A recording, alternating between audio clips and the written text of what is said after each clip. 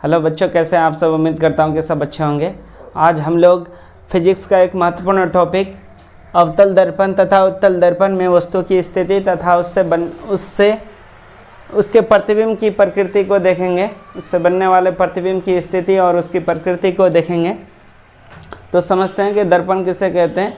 दर्पण अपारदर्शी एक पदार्थ है जिसका एक तरफ परावर्तक होता है और दूसरे तरफ रंजित किया हुआ होता है, पेंट किया हुआ होता है। हम लोग पेंट करते हैं।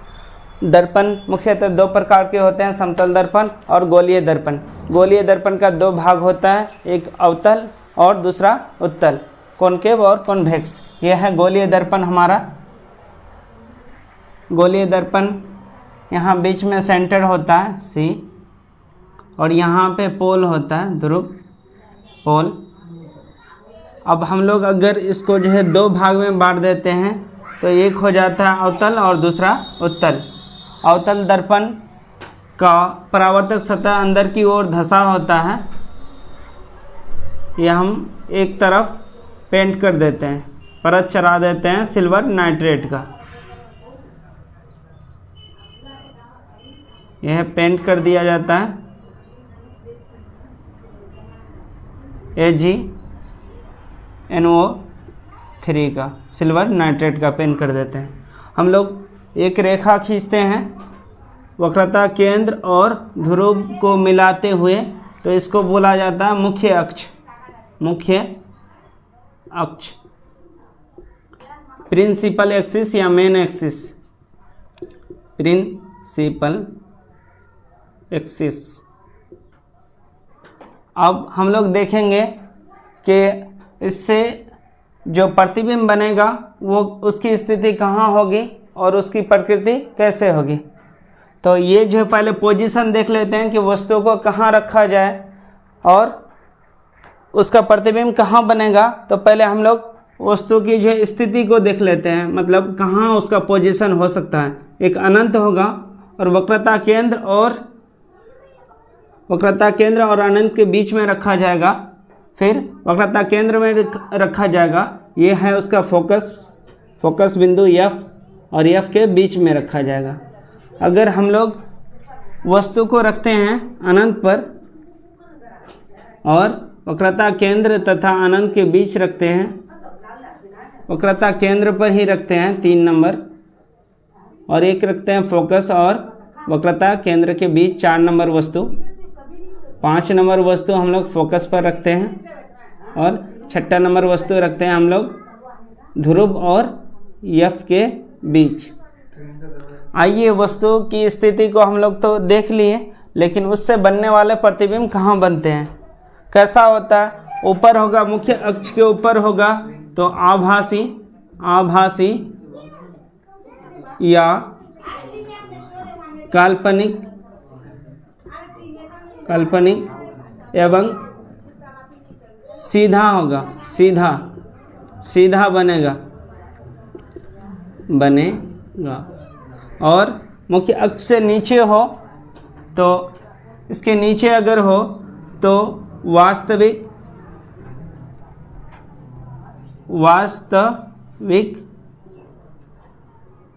तथा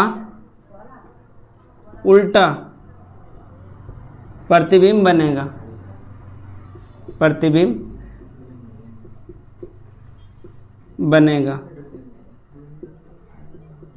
प्रतिबिंब किसे कहते हैं।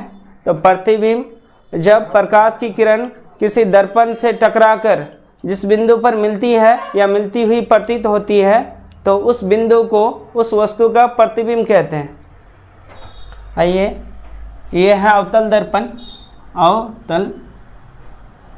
दर्पण,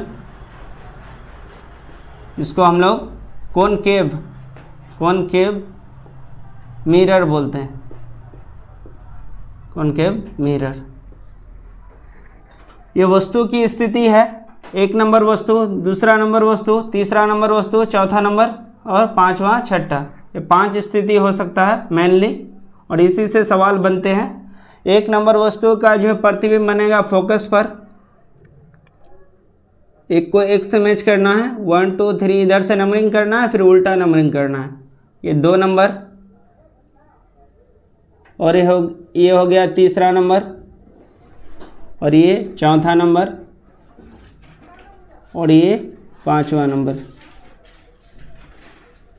देख लीजिए, एक नंबर जो वस्तु है अनंत पर है तो उसका प्रतिबिंब बना है फोकस पर, छोटा बना है, बहुत छोटा, बहुत छोटा,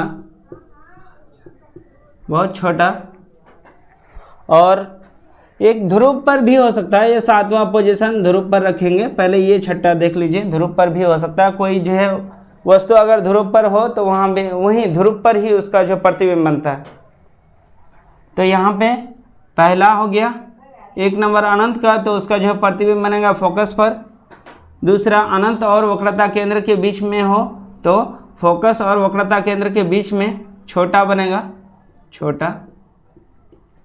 अगर वक्रता केंद्र पर हो वस्तु तो उसका प्रतिबिंब वक्रता केंद्र पर ही बनता है, बराबर बनता है, बराबर।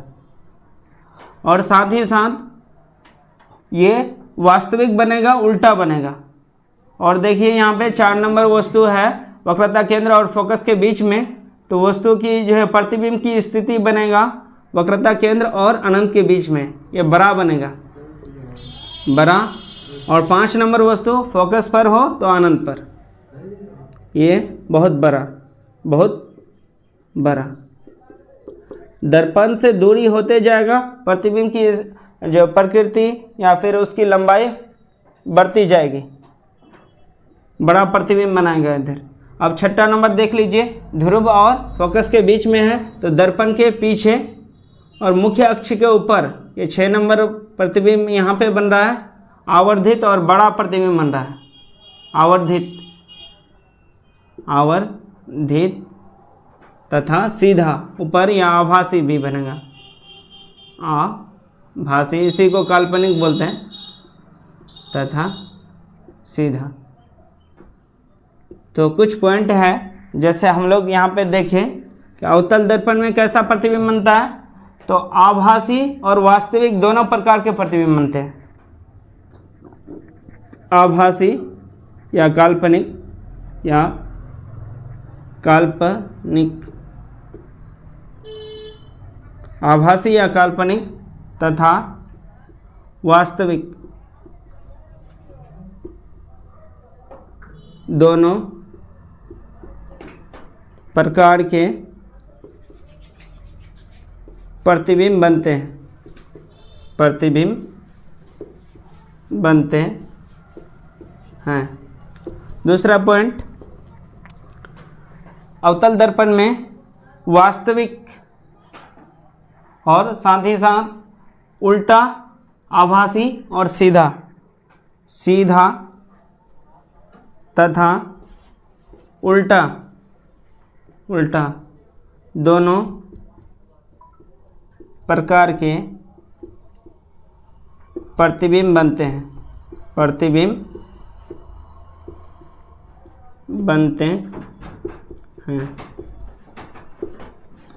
तीसरा पॉइंट देखिए, तीसरा पॉइंट ये है कि यहाँ पे बड़ा, छोटा और बराबर तीनों प्रकार के प्रतिबिंब बनेंगे, बड़ा, छोटा तथा बराबर, बराबर तीनों प्रकार के प्रतिबिंब बनते हैं। आपको जो है सवाल पूछा जाएगा, क्या अवतल दर्पण में सिर्फ आभासी प्रतिबिंब बनते हैं, तो आपको जवाब नहीं देना है। जिसमें जो ऑप्शन में रहेगा आभासी और काल्पनिक या काल्पनिक तथा वास्तविक दोनों प्रकार के प्रतिबिंब बनते हैं, तो वो राइट आंसर होगा। अवतल दर्पण में सीधा तथा उल्टा दोनों प्रकार के प्रतिबिंब बनते हैं, ये राइट आंसर है। बड़ा, छोटा और बराबर तीनों प्रकार के प्रतिबिंब बनते हैं। अब हम लोग देखते हैं उत्तल दर्पण में बनने वाले प्रतिबिंब की स्थिति और उसकी प्रकृति। ये हो गया, इसका फोकस दूरी ऋणात्मक होती है, अवतल दर्पण की फोकस दूरी ऋणात्मक होती है। और हम लोग फोकस दूरी अगर निकालेंगे तो उसका फॉर्मूला होता है r/2। फोकस दूरी निकालने का फॉर्मूला सूत्र होता है r/2 और r वक्रता त्रिज्या की दूरी निकालने के लिए 2f का यूज़ करते हैं। f बराबर r/2 और r निकालने के लिए 2f, ये दोनों फार्मूला का भी यूज़ करते हैं हम लोग। अब हम लोग देखते हैं कि वही गोलीय दर्पण का एक भाग हो जाता है उत्तल, जिसका परावर्तक सतह उभरा हुआ होता है और अंदर की सतह को हम लोग पेंट कर देते हैं सिल्वर नाइट्रेट से। इसकी फोकस दूरी धनात्मक होती है। यह हम लोग मुख्य अक्ष को जो है निकालते हैं। यहाँ पे हमारा जो है बिंदु C हो जाएगा, बीच में सेंटर C, यहाँ C, यहाँ F वक्रता केंद्र की आधी होती है, फोकस दूरी उसकी आधी होती है, और यहाँ पे अनंत। देखिए यहाँ पोल है। वस्तु की स्थिति अगर अनंत पर हो तो इसका प्रतिबिंब बनता है F पर, छोटा बनता है। अगर वस्तु ध्रुव और अनंत के बीच में कहीं रखा जाए, यहाँ पे 2 नंबर वस्तु रखें, तो इसका प्रतिबिंब बनेगा F और ध्रुव के बीच, पोल के बीच, ये 2 नंबर छोटा प्रतिबिंब बनेगा। तो इसमें यह है मुख्य अक्ष। मुख्य अक्ष के ऊपर बनता है, मुख्य अक्ष के ऊपर प्रतिबिंब बनता है। तो अगर मुख्य अक्ष के ऊपर बनता है प्रतिबिंब, तो आभासी या काल्पनिक एवं सीधा प्रतिबिंब